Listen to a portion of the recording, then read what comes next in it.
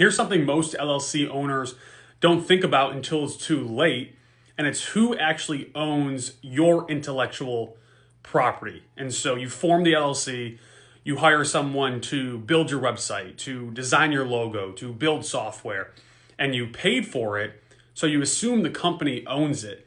And that's just not necessarily the case always.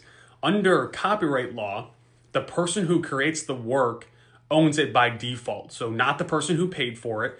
And independent contractors, which is what you use for a logo like that, don't automatically fall under work for hire. You need a written assignment of that IP. And that means your web developer might legally own your website code, your designer might own your logo, the contractor who built your systems, they might own those too. And so you got to just be aware of that.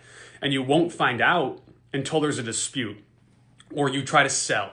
Because when a buyer's attorney asks for an IP audit and you can't show documentation, that deal falls apart fast over something that could have been fixed for a few $100s if you're just aware of it. So here's what you need to do.